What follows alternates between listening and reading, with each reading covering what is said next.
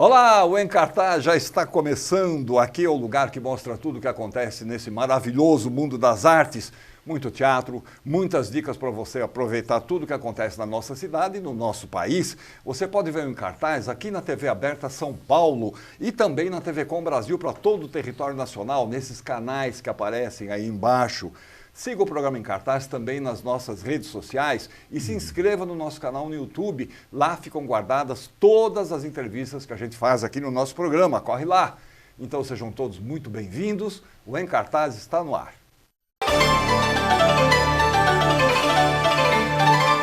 Olha só quem está aqui com a gente, Edinardo. Fala, Edinaldo Freire. Tudo bom, prazer. Prazer receber você aqui de novo. De novo. Ah, que bom. Estamos vivos. Estamos vivos e fortes e bonitos. E joiados, né? O bonito eu exagerei um pouquinho. Exagerei um pouquinho.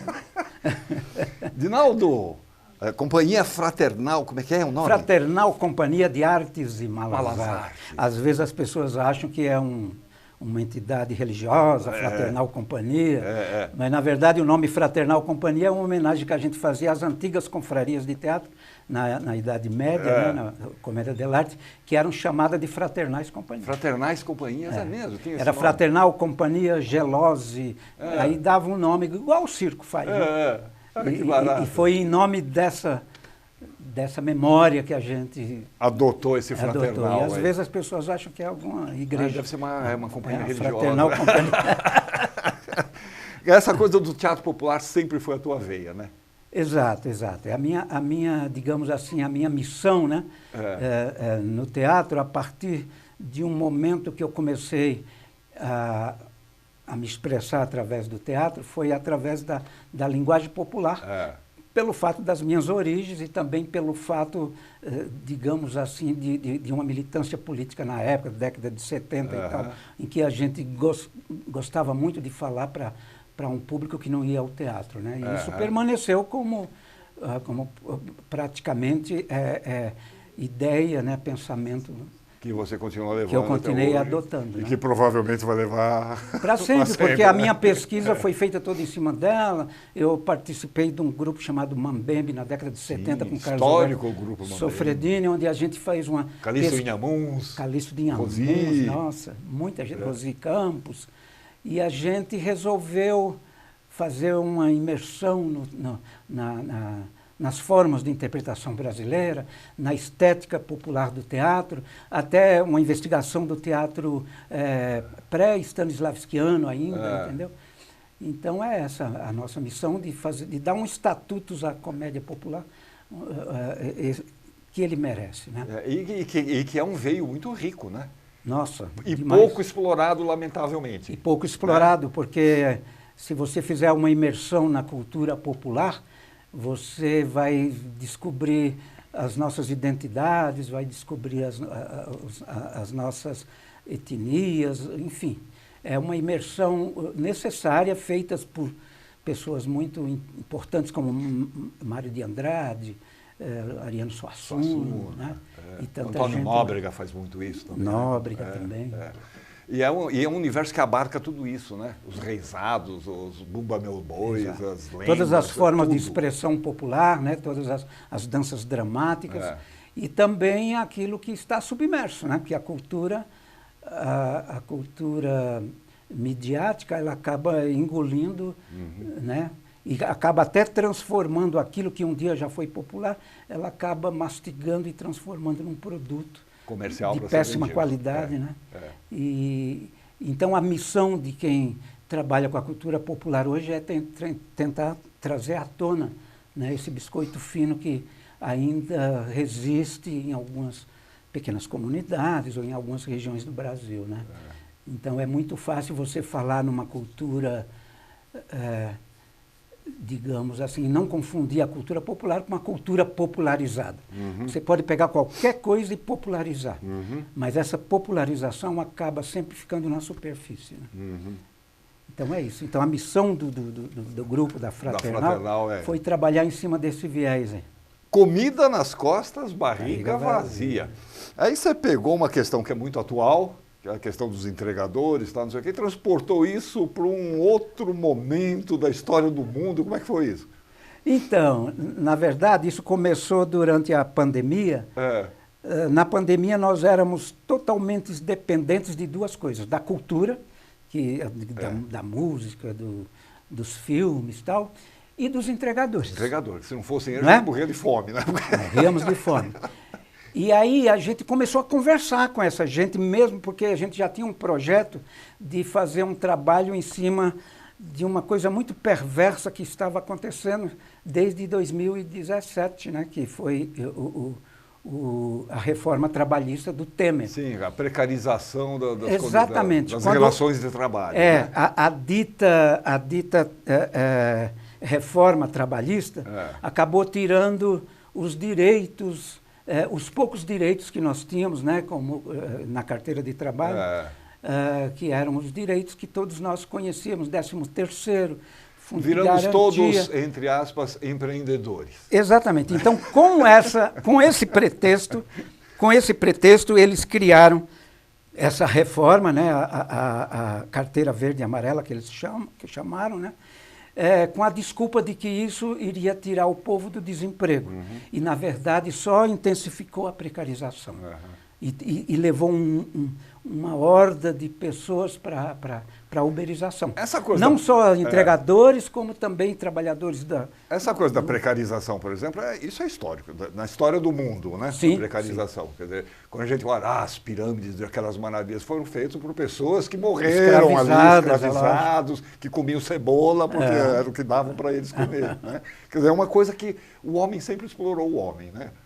E aí, essa coisa da exploração do homem, ela é motivada por uma luta eterna, já cantadas em prosas e versos, né, que é a luta entre capital e trabalho. Né? Então, exploradores e explorados. E por mais que você não queira fazer um discurso político, acaba sendo porque você está trabalhando em cima do trabalho.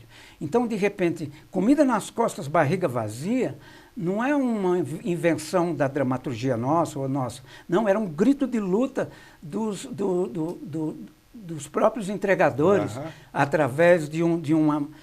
Nós tivemos em 18, 19, mais ou menos, tivemos algumas manifestações, até na Paulista, dos antifas, os antifascistas, que era um movimento exatamente de entregadores, de motoboys, de bikes e tal. E aí começou a surgir uma liderança, que é o Galo, né? Que é o Pedro, que começou a trazer para si essa liderança, mas sem nenhuma proposta política ou de liderança sindical. Sim. Não, foi uma coisa espontânea dele. Surgiu. Né? Ele é entregador, ele... sentia esses problemas. Ele sofreu um grande acidente, a filha dele tinha acabado de nascer, e ele se viu na obrigação de começar a denunciar isso, porque a moto dele quebrou, ele tinha acabado de comprar, não podia mais trabalhar, quebrou a perna, não tinha assistência médica. E aí, como é que faz, né? Aí é que percebeu que essa pretensa história da uberização, como se diz, do empreendedorismo, era uma farsa. Porque o empreendedorismo diziam para eles que agora eles não tinham mais patrões, que agora o chão da fábrica era o chão do asfalto. Deles. E eles eram donos do seu próprio trabalho. Só que na hora H... Na hora H, eles vão percebendo no dia a dia que existe um patrão que é virtual, que é uma plataforma, que você não... que é uma coisa abstrata. Multinacional. Você não sabe nem quem é que... Não não tem cara, né? E que você percebe que você está sujeito, por mais que eles digam que não, você está sujeito a algumas regras. E essas regras são ditadas por essa plataforma. Que são... Esse grande irmão que você não sabe onde é que fica. Que é exatamente, você tem que cumprir suas metas. Você é um microempreendedor, você faz o seu horário e você também faz as suas metas e você pode ser patrão de si mesmo e tal. E foi uma grande cilada, porque se eles não cumprem determinado tipo de, o cara é de expurgado horário, da plataforma. ele é cancelado. Agora, você jogou isso, o Comida nas Costas, Barriga Vazia, joga isso numa outra época. Exato. Aí, olha, aí a Fraternal sempre trabalhou na viés da comédia, né? E sempre tratou temas muito sérios numa reflexão através do riso, né? Isso para dar um estatuto de que a comédia não é uma arte menor, né? De que a comédia ela é reflexiva.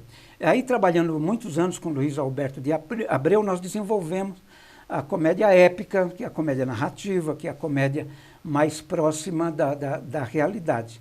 Então, nós, voltando atrás, durante a pandemia, nós começamos a investigar junto aos entregadores, e um entregador foi multiplicando para outro, o grupo conseguiu fazer uma entrevista, né, dessa realidade deles, né? E através desses depoimentos, a gente elaborou na sala de ensaio, primeiro virtualmente, depois presencialmente, a gente começou a desenvolver um espetáculo. A gente tem um método que a gente chama de o fato e o ato, que é pegar um fato social e transformá-lo num ato teatral. Quando a gente transforma no ato teatral, a gente manufatura o fato social, quer dizer, a gente retrabalha. Então, eu pego vários casos das entrevistas e a gente resume, vamos supor, num personagem só. Numa cena, num personagem. Exatamente. Aí vem o ato teatral, né, que a gente trabalha e desenvolve. E foi isso que a gente trabalhou nesse espetáculo, né? E para que a gente pudesse ser palatável e para que essa crítica não parecesse tão vã, tão próxima, porque nós estamos vivendo o momento, o Abreu, que é ele continua sendo o nosso consultor, ele fez uma consultoria nessa peça, no que pese o Alex Moleta ter escrito, ele fez uma assessoria e ele sugeriu, vamos transportar isso para a Idade Média. Idade Média. Por quê? Terra plana, pandemia, nós tivemos a peste negra, nós tivemos o mercantilismo, que era o começo do capitalismo, né? A ascensão da burguesia. A ascensão da burguesia, o surgimento do capitalismo.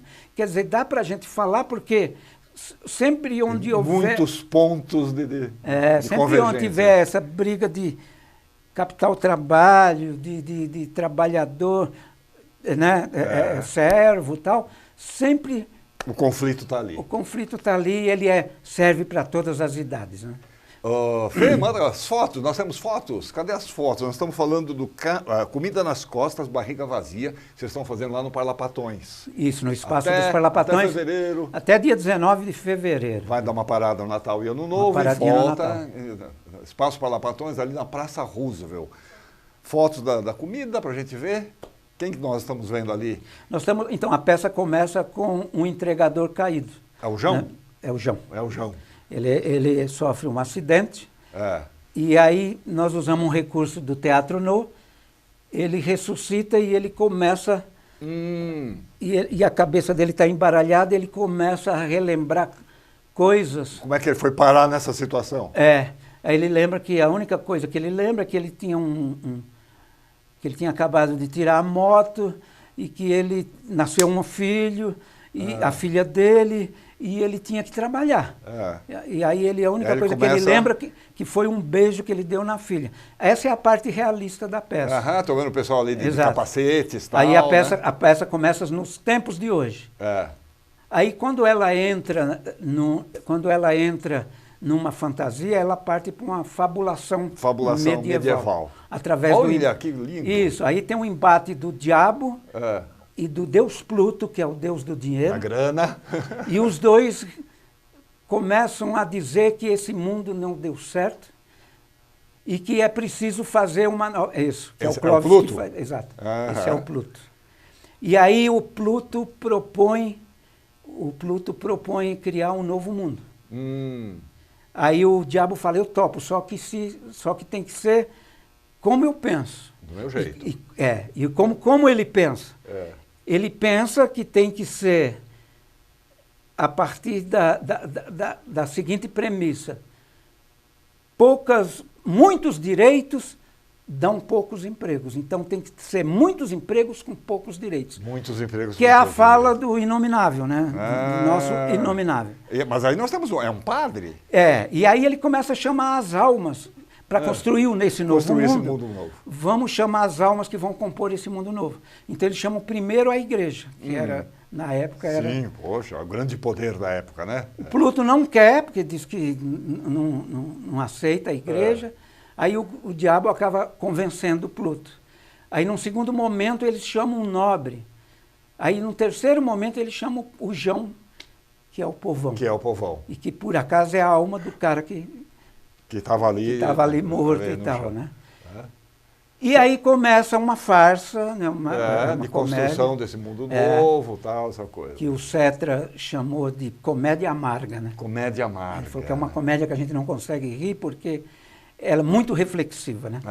Ali nós temos o Ayman, que é o Ayman Hammoud. Ele faz esse personagem que é a memória de todos os anarquistas. Que legal.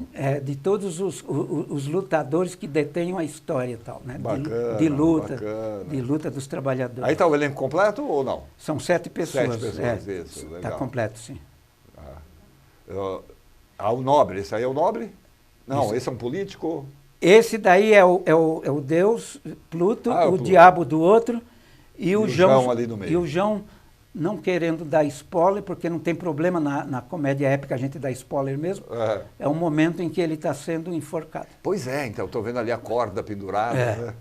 E aí ele chama vocês resolvam, vocês criaram esse mundo, vocês resolvam. Eu só me fudi o tempo todo agora.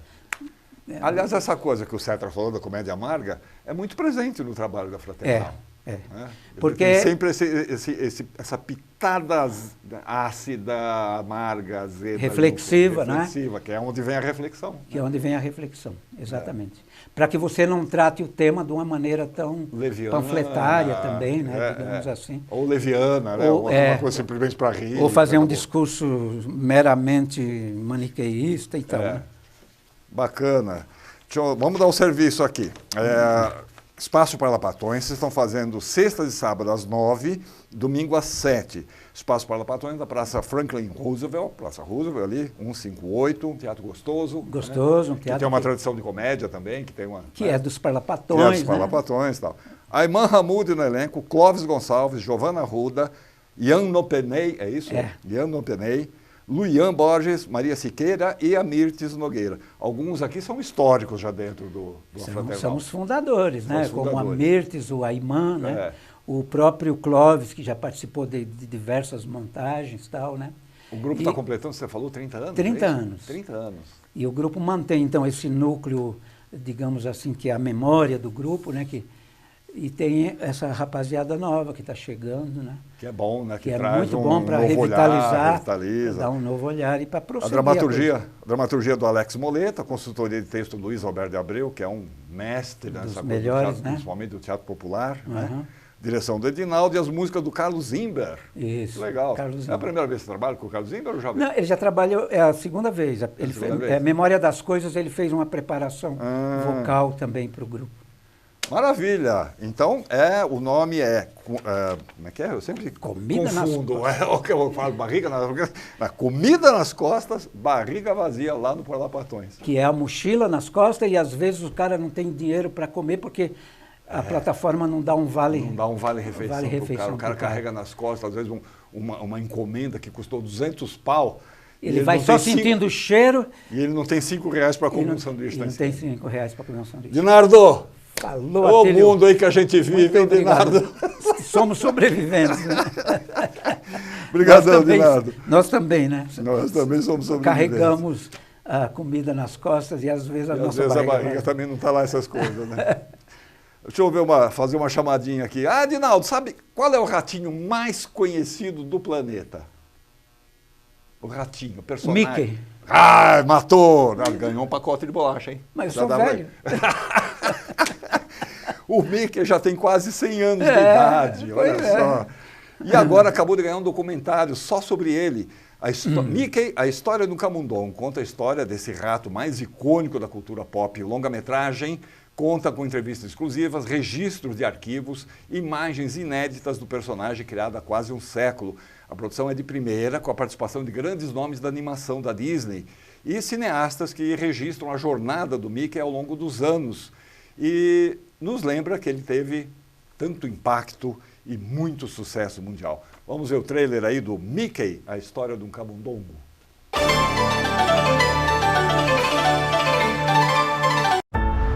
Three simple circles, a quarter and 2 dimes, probably the most universal symbol ever created by man or mouse. Hi, Mickey! What is it about Mickey Mouse?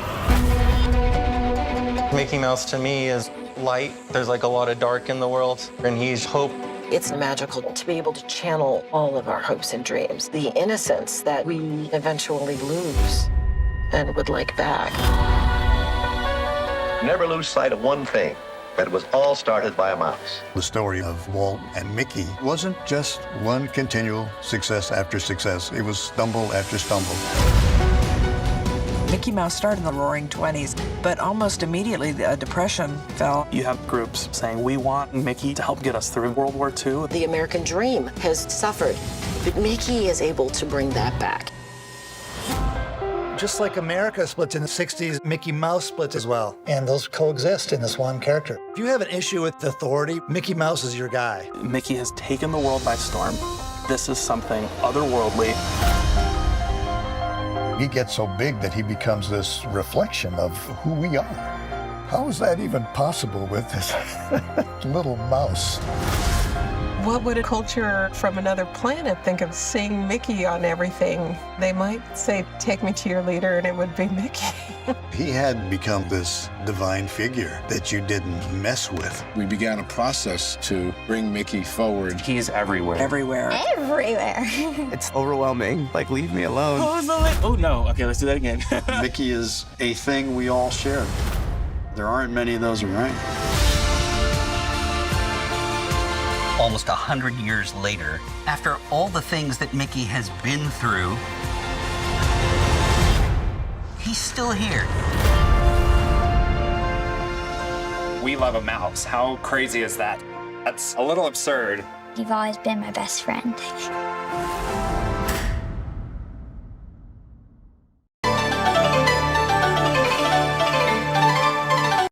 Hold on. Hold on. You are not alone.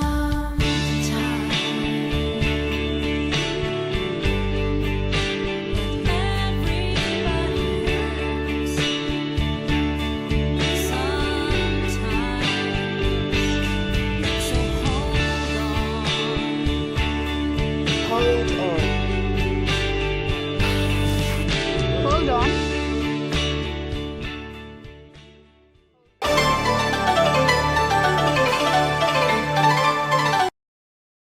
Valendo, Fábio Bergamini. Maravilha, que prazer. Prazer receber você aqui. Que bom, que alegria. Você trouxe esse presente aqui, esta coisa que nós estamos todos admirados aqui, olhando de todos os lados, vendo como é que é, que material que é. É a nave espacial. A nave. Pois é, né? Esse é o handpan. Handpan. Que eles agora fazem aqui no Brasil, né? Mas tem mineiro, esse aqui é mineiro. É mineiro, esse aqui é mineirinho. De pão de queijo. Mas ele vem, o original mesmo é de Trinidad e Tobago, né? Que é aquele steel drum, só que é o contrário. E aí eles começaram a fazer esse na Suíça, que tem a patente maior, e só que os brasileiros sempre dão esse é criativo, então eles estão fazendo aqui, né? E tem de diversos materiais, né? Tem de aço. Esse aqui é uma mistura de metais. Uma delícia isso.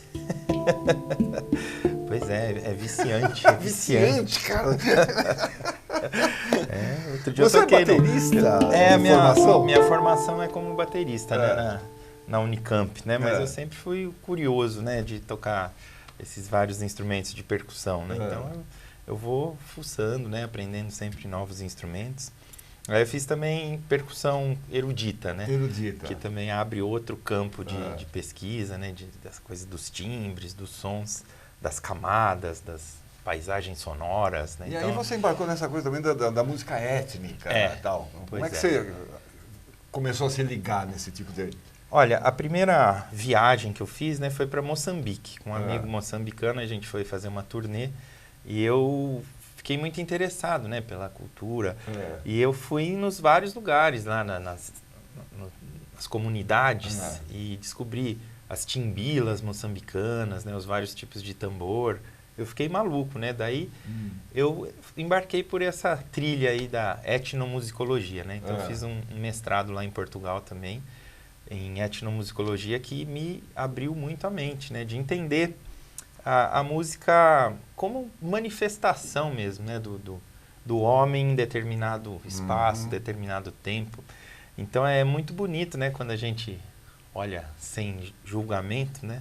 E entende aquilo como um reflexo mesmo, né? De uma cultura, de um até povo. de uma espiritualidade, né? Exatamente. Né? Exatamente. A música sempre, essa música mais ética, mais original, vamos dizer assim, não a da gravadora da... Né? Sim, sim. Ela sempre tem esse fundo religioso, sempre tem essa... porque a gente foi perdendo, né? Com a indústria cultural, coisa, foi perdendo, né? Ficou muito... Hoje em dia a música é muito como entretenimento apenas, né? Mas ela tem infinitos usos, né? Até para cura, né? Eu estou estudando também uma coisa que chama sound healing. E também em várias culturas tem isso, né? Desde os pajés indígenas, né?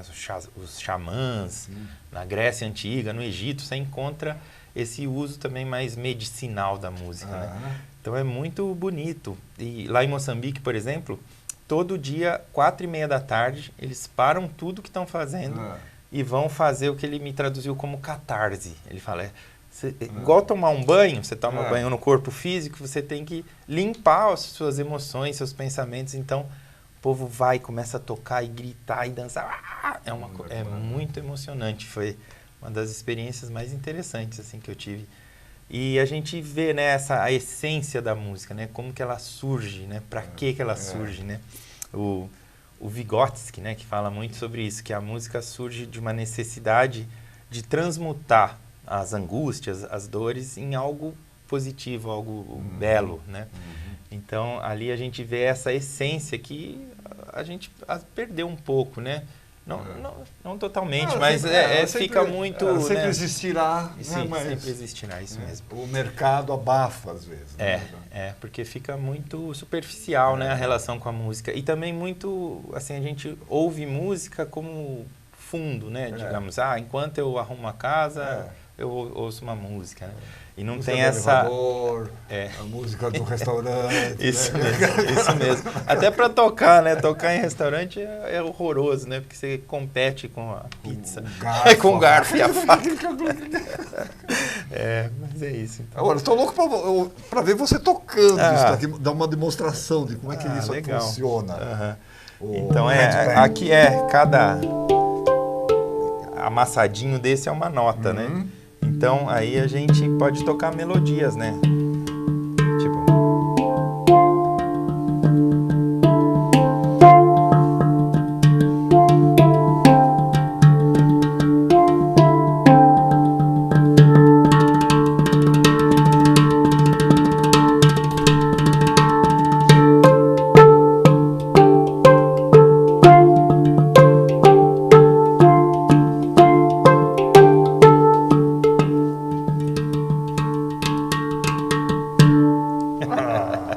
É muito lindo isso.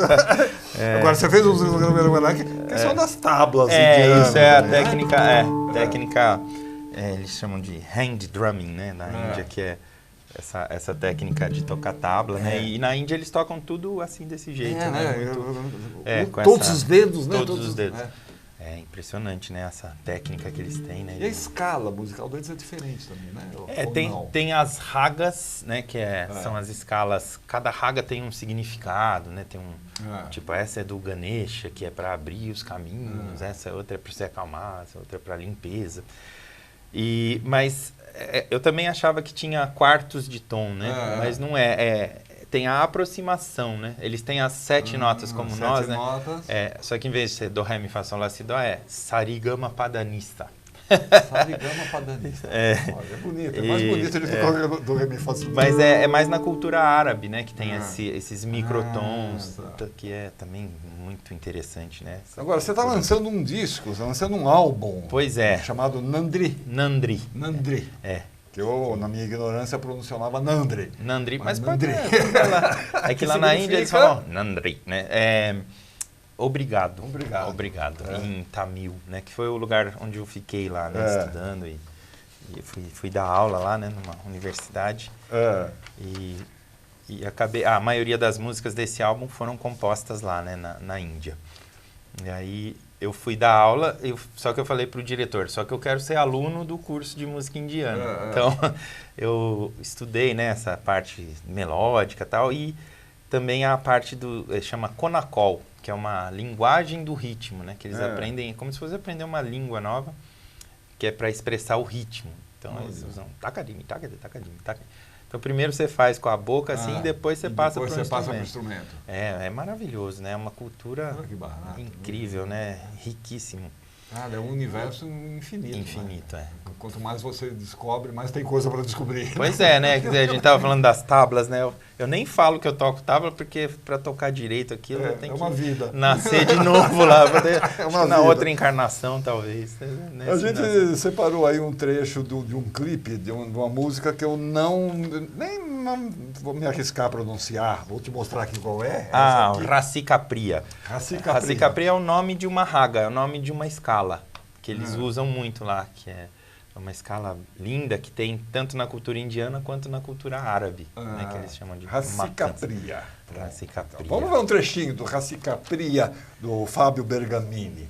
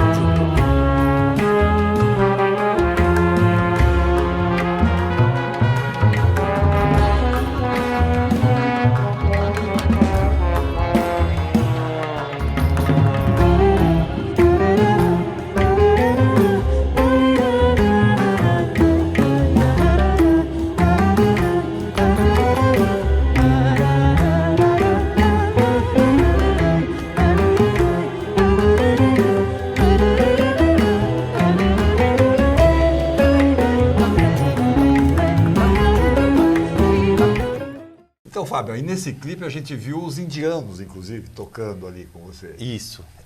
O Gatan Kartik, que era o professor de Konakol, né, que eu falei anteriormente. Ele é um mestre, um guru de instrumentos de percussão indiano, né? E aí, na pandemia, essa foi a primeira música do álbum, né, que eu gravei. Eu falei, Kartik, tá faltando um temperinho indiano aqui, você não quer gravar? Ele, claro! Então foi muito interessante, né, porque eu gravei primeiro e fui mandando a música, tem músicos de vários lugares do mundo, né, tocando junto. Foram complementando. Foram complementando. Agregando. A cantora da Espanha, a Mili, uma grande cantora, que também deu aula comigo lá na Índia, né. E daí tem o Rubinho, que está morando na França, do trompete. Tem um pessoal da pesada ali. Pesada, Então, né? o Gabriel Levi tocando acordeon, que é um super músico aqui de São Paulo. Agora, as composições todas suas. A maioria sim. Essa composição a gente fez lá na Índia junto com o professor, né? Então é autoria coletiva assim. isso. Isso, essa música. Usando essa escala e os ritmos que a gente estava estudando lá, né? Então, tem uma aqui que também tem um nome, hein? Swarnabhumi, que é o nome do lugar. O nome do lugar. Que a tradução é Terra do Ouro, mas tem esse significado de abundância, né? De riqueza, de felicidade, abundância. Então, tem uma que o nome é simples, é Camelo. Camelo, essa é fácil. Essa é boa. Que no fim a gente compôs e parecia que era um camelo atravessando o deserto, né? Eu falei, parece um camelo. Pum, né? Fica assim. E a escala também é meio árabe. E daí a gente imaginou essa paisagem. Então, quer dizer, tem uma mistura, né? Tem uma mistura de culturas. Indiano. Esse aqui lhe aparece? Esse aqui, por exemplo, a gente toca esses instrumentos diferentes, mas é tipo um maracatu em 9, um maracatu cósmico. Né? Tem no disco também essa música que eu toquei. Que é qual? Chama Omni. Omni. Que é objeto musical não identificado. Objeto musical não identificado. É uma brincadeira. E aí tem... O Rubinho toca umas conchas do mar com um vocal de trompete. Só tem instrumento esquisito nessa música. Então a gente fez essa brincadeira. Eu imagino como deve ser sua casa. Minha mulher fica feliz, viu? Cada hora eu chego com uma coisa lá. O que é esse negócio aí? Que é isso? Pegou na rua? Não, instrumento. E você faz também algum instrumento? Você chegou a fazer algum? Eu cheguei a fazer bastante, assim, na vida, né? Ao longo da vida, né? Mas aí agora eu tô já comprando pronto. Pra não ter esse... A gente nem consegue mais. Agora, esse trabalho, como é que as pessoas podem ter acesso a ele?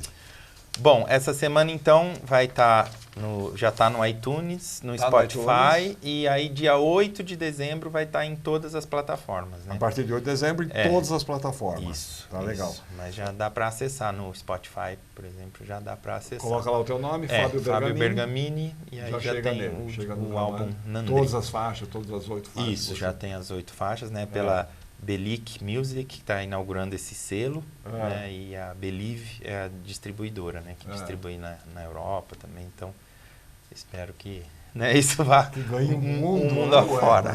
Tem que ganhar mesmo, puxa vida, legal. A gente vai encerrar o programa mostrando a faixa título, Nandri. Nandri, maravilha. Então fiquem ligados, aí no finalzinho do programa a gente vai encerrar o programa de hoje com o Nandri do Fábio Bergamini. Maravilha. Ô, Fábio, foi um grande prazer ter você aqui. Que bom, viu? Que alegria. Eu sou seu fã. Vamos terminar tocando Vamos.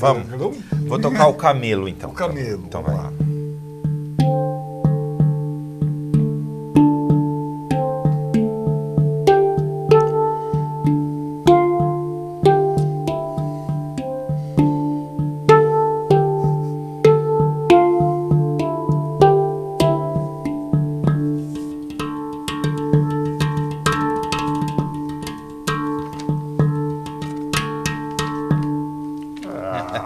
Muito legal. Obrigado. Boa sorte, cara. Obrigado. Nandri, do Fábio Bergamini. No final do programa a gente vai mostrar o clipe dessa música. Maravilha. Tá? Obrigado por Deixa eu só fazer uma chamadinha aqui, deixa eu ver o que tem agora. Para você se programar, vamos ver o que está acontecendo pelo nosso imenso território brasileiro. É a Agenda Brasil.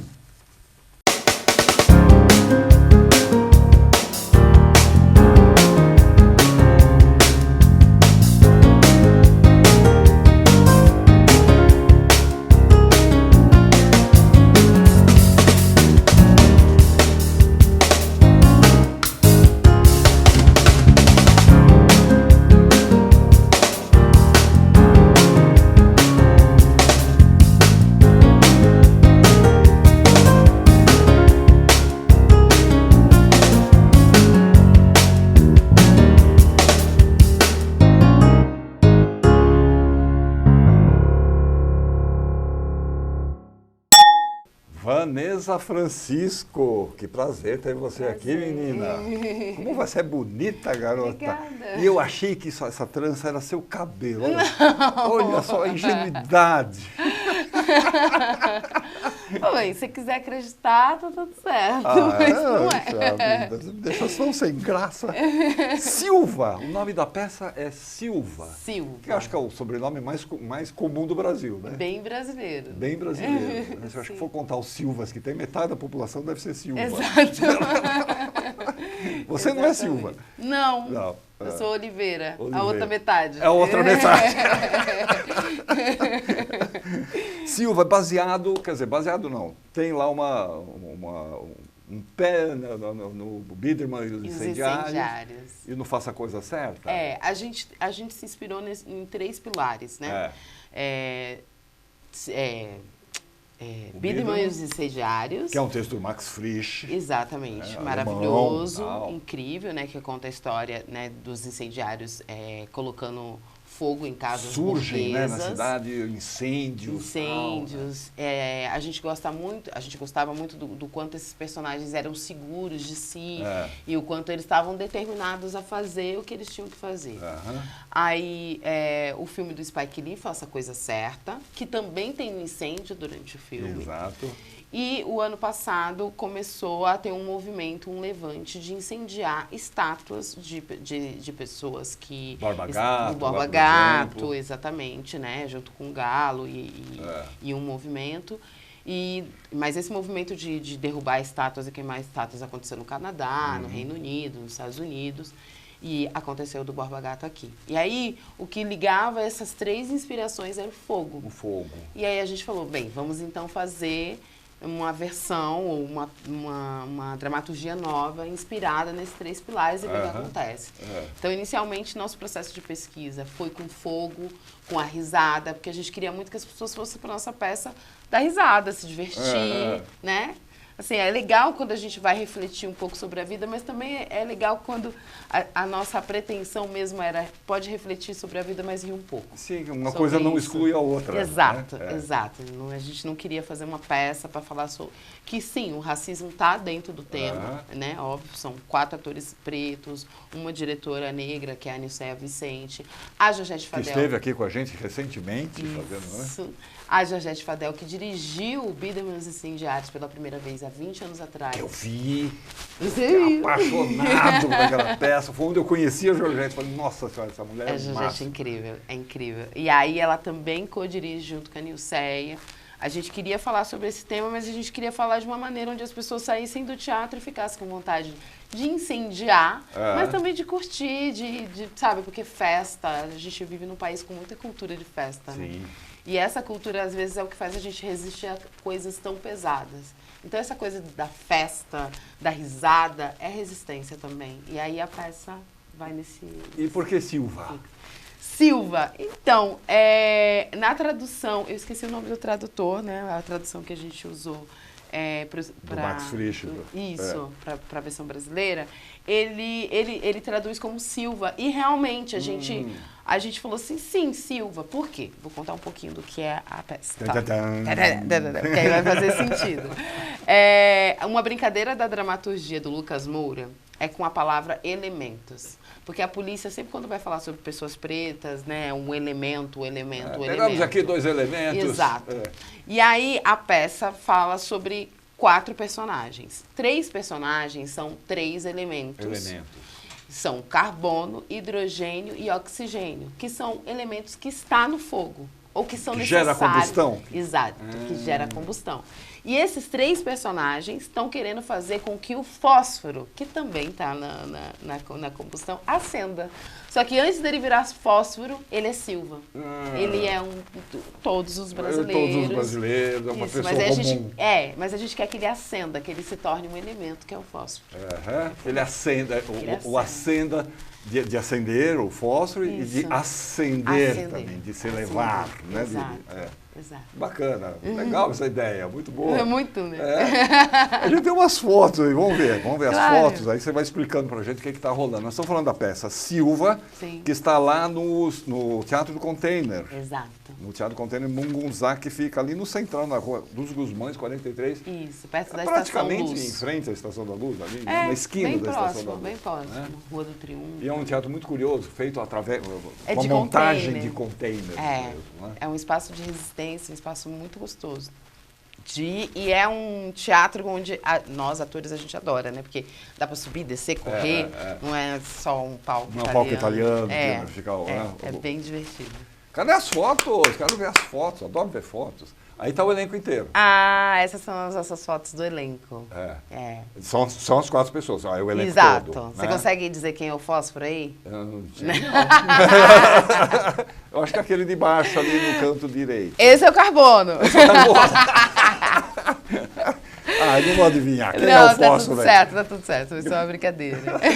Porque aí essas fotos é mais do elenco, assim, né? A gente somos os incendiários e a gente quer continuar uma pesquisa do fogo e da risada, né? Então, e é nossa primeira peça que a gente consegue montar, assim, todos. A gente se conhece há muitos anos, né? Alguns já trabalharam juntos. Eu trabalho mais com cinema. Então, é a minha primeira peça em cartaz agora. Tá. E aí, essas são nossas sessões de fotos, assim, do coletivo, assim, pra gente ir mostrando esse trabalho com fogo, que é o que a gente vai, a partir do Silva, iniciar a nossa pesquisa. Todo mundo com fósforo aceso. Finalmente, todo mundo com fósforo aceso. Tô preocupado com aquele ali da direita, vai queimar o nariz, Ele queimou o nariz. Queimou, né? Lógico que queimou. Fiquei preocupado com ele. Mas a foto ficou linda, né? Nossa, tudo pela arte, tudo pela arte. O nariz conserta. Bonito isso aí também. Mas volta lá, volta aquela foto ela é a Lilian Regina, ela é o oxigênio. Ela é o oxigênio. Ela é o oxigênio. Sem oxigênio não tem fogo. Não tem fogo, pois é. Olha aí, né? São instigantes essas fotos, menina, né? Todo mundo ganhando, com os dentes ali, uma coisa. Agora, vocês colocam isso numa perspectiva, vamos dizer, um olhar da população preta, do preto. Porque os incendiários, na versão da Suécia, do Max Frisch, não sei se a pronúncia está correta. Max Frisch. É o proletariado e a burguesia, né, esse conflito. E aí, numa versão brasileira, né, a gente sempre imaginava que a maioria dessas pessoas seriam pretas, né? E aí, quando você vai colocar uma pessoa preta entrando em conflito, né, com essa burguesia, vai vir a questão de raça junto. E aí, no meio disso também, assim, a inspiração é Beatles e os Incendiários, mas no fim, o foco acabou ficando todo em relação aos incendiários, que era muito o que a gente queria, assim. Em todo o processo, até durante os ensaios da peça, a gente achava que a peça falava muito sobre tacar fogo. Agora, em cartaz, as coisas vão mudando, a gente vai entendendo mais o fluxo outras da coisa. Camadas. A gente diz que a peça é mais sobre acender. Assim, é sobre você entender esse processo de mudança que está acontecendo dentro de você, aceitar ele, entender que às vezes é longo, né?